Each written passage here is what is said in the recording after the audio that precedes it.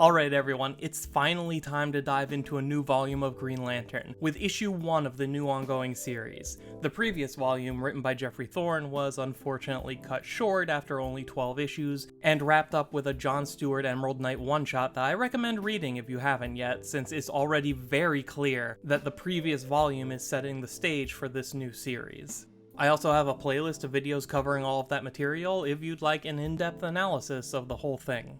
Now, before we get into the first issue of this new Green Lantern series, I want to take a moment to clarify how we got here because there was some confusion due to the way DC chose to dole out information. Way back in November, it was announced that 2 new Green Lantern books were on the way, a Hal Jordan book written by Mariko Tamaki, and a John Stewart book written by Philip Kennedy Johnson.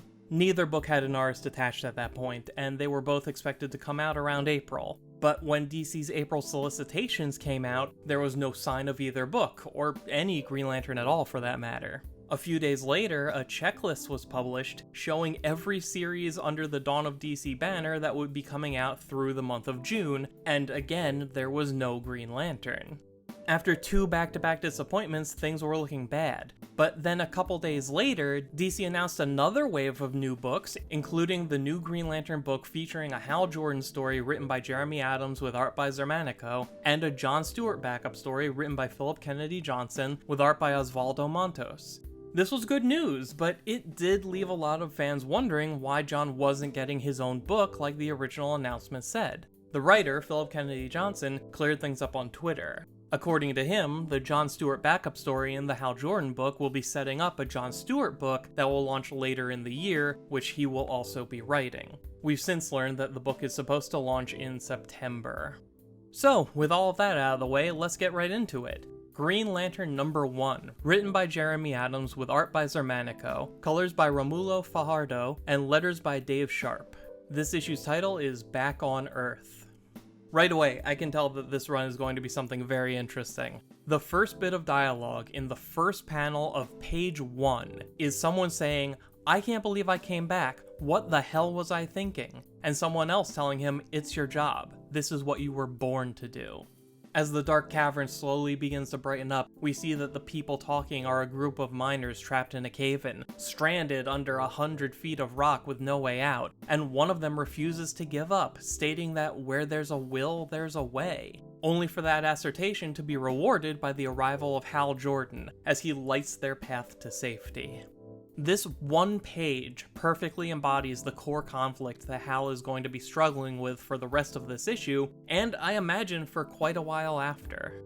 According to the title page, after the disappearance of the Guardians in the previous volume of Green Lantern, the United Planets seized control of the Green Lantern Corps, which they would have the authority to do since Oa is a member world in the United Planets and is thus under the jurisdiction of that governing body. But for some reason, the United Planets has declared Earth and all of Sector 2814 to be unsafe, and have reassigned all human Green Lanterns to other sectors. We don't know why the United Planets did that, but it's honestly not hard to imagine why the rest of the universe would see Earth as a threat, considering all of the universe-ending stuff that either happens here or comes from here. I'm sure there's a much more specific and possibly nefarious reason for all of this, but either way, Hal Jordan doesn't like it one bit, and he quit the Green Lantern Corps in protest. And that's something that may seem counterintuitive. Hal Jordan, the ultimate Green Lantern, quitting the Green Lantern Corps to go live on Earth as a normal person? Well, for one thing, he's done it before, the year before Crisis on Infinite Earths. And it makes sense when you think about the qualities that make Hal Jordan such a good Green Lantern, the mindset that drives him to fight as hard as he does. Hal Jordan has a very clear picture in his head of what the right thing to do is, and he will do whatever it takes to achieve that. So it's no surprise that he reacted extremely poorly to the United Planets suddenly showing up, taking charge, and telling him he's not allowed to protect his sector anymore. There's a moment later on when Hal is looking up at the night sky thinking about everything he just walked away from, where he comments that taking orders from the Guardians is one thing, but the United Planets is basically a step too far, which seems really strange when you think about all the genocides that the Guardians have been directly involved in, but Again, it makes sense because for Hal, this all comes down to having the freedom to do what's right. The Guardians, for all of their very, very big faults, gave Hal a lot of slack to do things his own way. The United Planets aren't, so he did what he always does. He rebelled.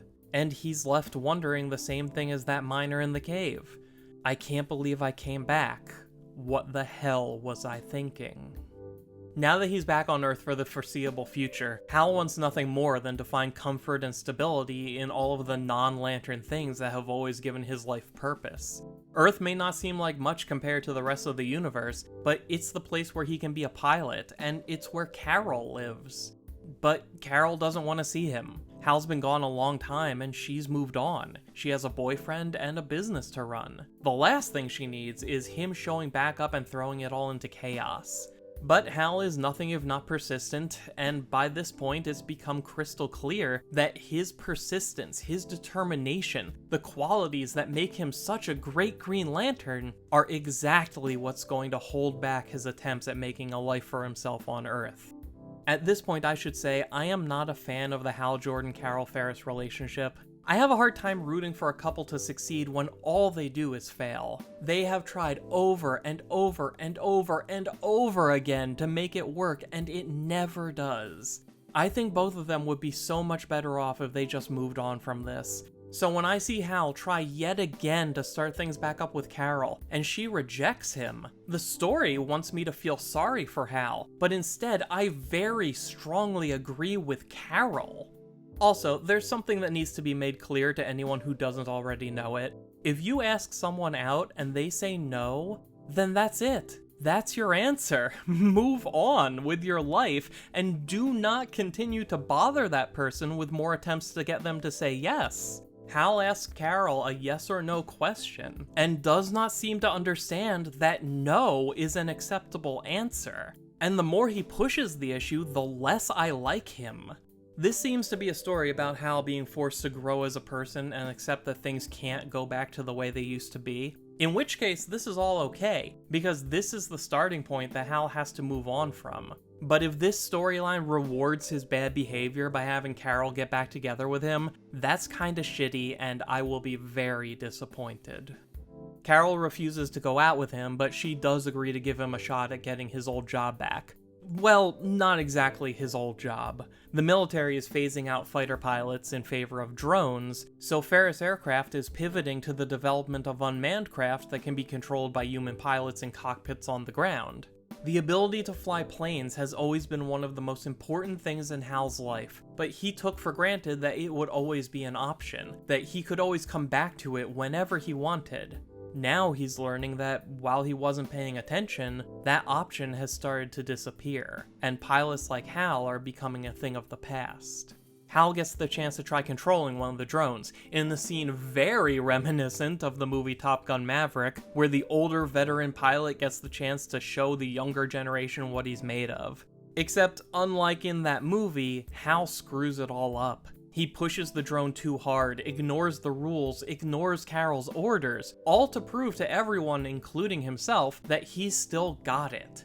And just like with everything else in his life, Hal has decided what the right course of action is, and he refuses to stop pushing until he succeeds. He pushes and pushes and pushes. Then the controls stop responding, and the drone crashes into a cliffside in a fiery explosion. This was just his job interview, and he's already cost Carol millions of dollars. At the end of the day, all Hal really has left is $50 and his brother's old trailer out in the desert. And honestly, his brother might not even know Hal's living in it.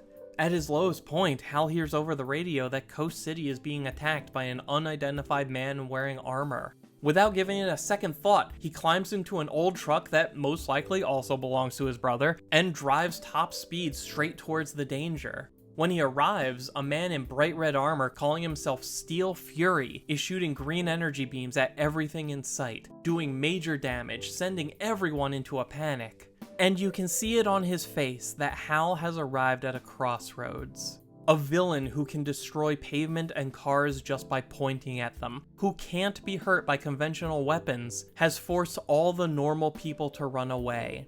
Only a superhero is equipped to fight this opponent, and every fiber of Hal's being is screaming out for him to go be that superhero, to push ahead and not stop until the job is done.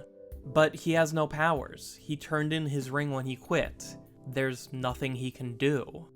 And something to know about Hal Jordan is that when the world tells him there's nothing he can do, he doesn't accept that and move on. He takes that as a challenge.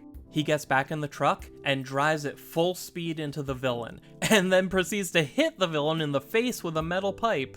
All of it achieves nothing. The bad guy takes no damage, but Hal did get close enough to recognize what the villain is wearing. It's Manhunter armor. We don't know the details about where this particular set of armor came from, but I have a pretty good idea. Way back when the Guardians chose to decommission the Manhunters, some escaped and went into hiding. A number of them decided to lay low on Earth, but eventually became obsessed with their mantra of "no man escapes the Manhunters," and eventually they became this secret order of relentless hunters. A public defender named Mark Shaw eventually joined their ranks, and for a while he wore a suit of armor that looked just like one of the Manhunter robots. It's possible that this armor came from that sect of Manhunters, which could be a sign that they're still around and are becoming active again. This guy does say that he bought the armor online but couldn't get it to work until one day it suddenly turned itself on. Maybe this is related to whatever the overarching story of this run is going to be. Maybe this has something to do with the United Planets declaring Earth off limits. Or maybe it's just an Easter egg. I'm inclined to think it's something to pay attention to going forward, though. The bad guy shoots Hal at point-blank range with his energy beam, which turns out to be the biggest mistake he could have made. The Manhunters operated on the same power source as the Green Lantern Corps, so by shooting Hal, all this guy did was give Hal a large amount of green willpower energy that he can use. It's important to note that Hal does not have a Green Lantern ring, and hasn't had one since coming back to Earth. He makes reference to leaving his ring behind when he quit, and we get a panel that very clearly shows us his right hand without a ring on it. All of that is important to understand what happens next, because Hal takes the green energy that this villain just threw at him, bends it to his own will, and forms a new Green Lantern ring for himself. And just like that, Coast City has its hero back, and this wannabe Manhunter is about to have a very bad night. This ending was awesome, but I kind of have to laugh because the end of the previous volume of Green Lantern went out of its way to get rid of Hal's special homemade ring and give him a normal ring again. And then this volume starts by immediately having Hal give back his normal ring and make a brand new homemade ring. Although I have to wonder what the battery situation is. I have to imagine that Hal still keeps his old power battery on Earth somewhere, probably in a locker at Ferris Aircraft. But would it still work? Could the United Planets have Hal's personal power battery turned off at the source since he quit the Corps? Could Hal keep the Manhunter armor and use it as a fuel cell to recharge his ring? Would that be enough energy for a full charge? I think there's a lot of potential to play with the idea of the ring's power being a limited resource, even more so than it normally is because of Hal's specific situation. It's also worth mentioning that, for some reason, Sinestro is on Earth. He's in disguise in a Coast City bar, sitting right next to the concept art that was shown off when this series was first announced. Why is the leader of the Sinestro Corps wearing a hoodie and lurking in a California bar? Everything about the page that reveals Sinestro frames him as a threat lurking in the shadows, but I get the feeling that the exact opposite is true. Sinestro isn't waiting for his moment to strike, he's in hiding. I think he came to Coast City because he knew Hal would be there. My guess, based on nothing but this single page, is that Sinestro knows why the United Planets chose to cut off Earth, and it's a big enough deal that he had to seek out a powerless Hal Jordan in secret. Why would he do that instead of just handling the situation with his own corps of Yellow Lanterns? Right now, I have no idea, but all of this has some incredible potential. Overall, this is an extremely strong start. Everything there is to like about Hal Jordan is on full display, and the story is determined to explore both the benefits and the consequences of the way Hal lives his life. This issue is very reminiscent of the early Jeff Johns run, where Hal is back on Earth flying planes, and then suddenly a single Manhunter appears. Hopefully in a few years we'll look back on the Jeremy Adams run just as favorably, but all I can say for now is that he's off to a great start.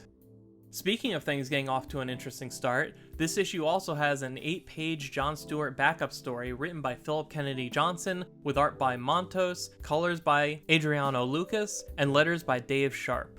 The story's title is Rise of the Revenant Queen Part 1.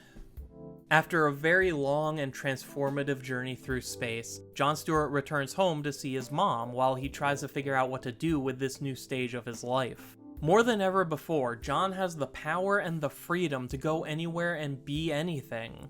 So what does someone like John Stewart do with a whole universe of possibility in front of him? Right now, he's content to build his mom a shed while he thinks it over. Meanwhile, in what seems to be the future of another universe, an elderly Guy Gardner and a young recruit named Shepard are the last line of defense protecting the Watchfire, which seems to either be a central battery stand-in or at least a device that helps transmit power to rings all across space. The bodies of dead Green Lanterns are everywhere. Guy is injured and the enemy is at the gate. The only lantern left standing between the Eternal Watchfire and the army of the Radiant Dead is Shepard. After a pep talk from Guy, the rookie charges his ring, and we get a brand new lantern oath. I am the lantern in the dark, the torch that batters back the night. Let evil cower in the light of all who wear the lantern's mark. But just as he finishes charging, the enemy bursts in and takes out both Guy and Shepard instantly. She is the Revenant Queen, and she seeks revenge against John Stewart for killing her son. Something I didn't expect, even though I probably should have, is that this story is building on the events of the one-shot Dark Crisis Worlds Without a Justice League Green Lantern #1, which was also written by Philip Kennedy Johnson. That issue showed us John Stewart inhabiting an idealistic fantasy world constructed by the villain of Dark Crisis to trap John. When John escaped back to reality, I assumed we'd never see that world again, but here it is. And the thing that intrigues me the most is that in this world, John was the biggest and most powerful superhero. There is no Justice League, there's just John and his lanterns, and no other lantern was on par with John's power. So if John left that world behind in Dark Crisis, but that world persisted, then that means any threat powerful enough to warrant John's personal attention would now be unstoppable.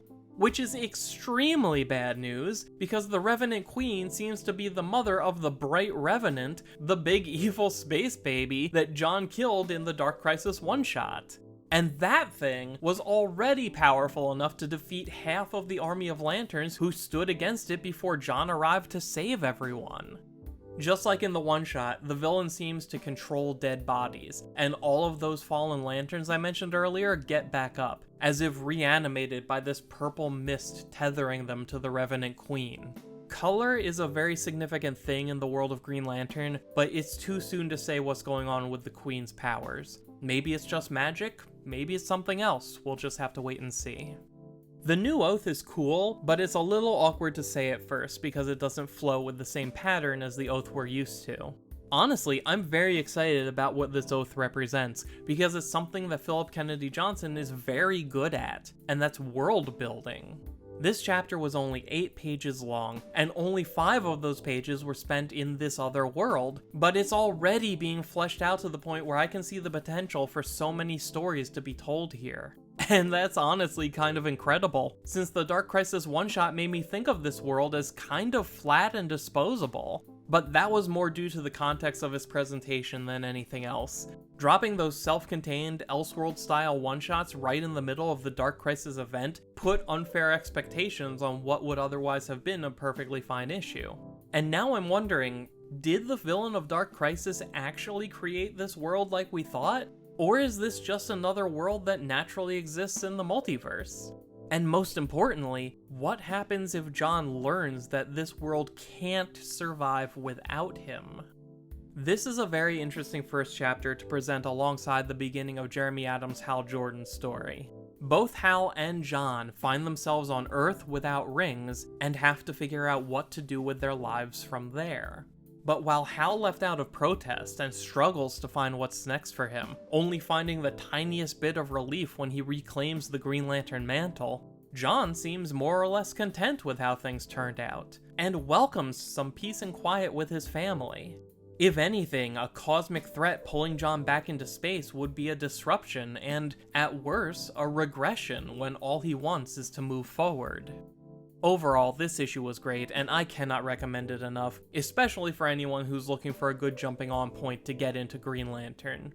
Yes, this issue is very heavily informed by what came before, but nothing about the presentation makes it seem like you're missing out if you haven't read all of those other stories.